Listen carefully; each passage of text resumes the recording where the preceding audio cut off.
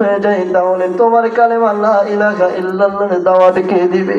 আজকে যদি আমরা হেরে যাই তাহলে কালেমার পতাকাটা কে তুলবে? তোমার জমিনে কে ইসলামের দাওয়াত দিবে? আল্লাহ তোমার কাছে আমি সাহায্য চাই। আল্লাহ আয়াত নাজিল করে জানিয়ে দিলেন, ইন তাস্তাগীসুনা রাব্বাকুম ফাস্তাজাবা লাকুম আন্নী মুমিদ্দুকুম বিআলফিন মিনাল মালাইকাতি মুরদিফিন। আমার রাসূল সাহায্য চাইলেন, আল্লাহ পাক রব্বুল আলামিন বললেন ফেরেশতার মাধ্যমে, ফেরেশতা ডাক দিয়ে বললেন, নবী আমার আর দোয়া করার কারণ নাই, আপনি একটু আসমানের দিকে তাকান। নবী আমার যখন আসমানের দিকে তাকায়, মুরদিফিন একের পর এক আল্লাহ পাক রব্বুল আলামিন 1000 ফেরেশতা বদর প্রান্তরে নিযুক্ত করে দিলেন। জোরে বলেন না আল্লাহু আকবার। আমার ভাইরা,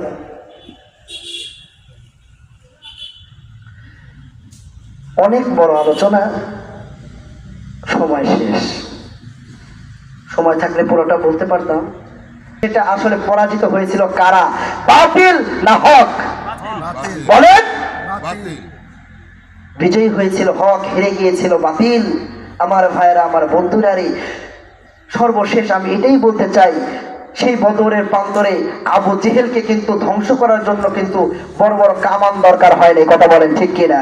আজকে আমরা চিন্তা করি ইসলামকে বিজয় করার জন্য মরে মরে কথা বলা হয় যে আজকে মৌলবাদীরা শুধু চিল্লাচ্ছে, লাফাচ্ছে, দেশ দখল করে ফেলবে, এটা করবে, ওটা করবে। লোক কত গেছে দেখছনি? আমি তাদেরকে বলে দিতে চাই, ইসলাম বিজয় করার জন্য হাজার হাজার শত শত সশস্ত্র বাহিনী দরকার হয় না।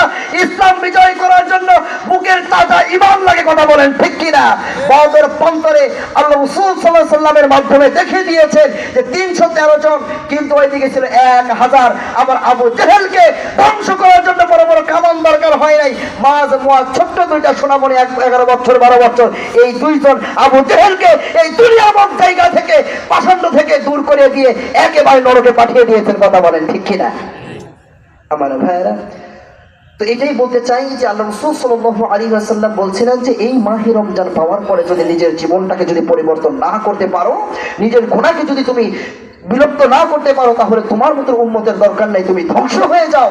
তাহলে আমি এতটুকু এটাই বোঝাতে চাইলাম যে আল্লাহ রাসূল সাল্লাল্লাহু আলাইহি ওয়াসাল্লাম এই মাহে রমজানে নিজের জীবনকে পরিবর্তন করেছেন, সাহাবীদের জীবন পরিবর্তন করেছেন, সমাজ পরিবর্তন করেছেন, সর্বশেষ বদরের প্রান্তরে চূড়ান্ত বিজয় নিয়ে নিজের দেশটাকেই পরিবর্তন করেছেন। কথা বলেন ঠিক কিনা? আল্লাহ সুবহানাহু ওয়া তাআলা যেন আপনাদেরকে আমাদেরকে যেন কবুল করে নেয়। সবাই বলে আল্লাহুম্মা আমিন। এবং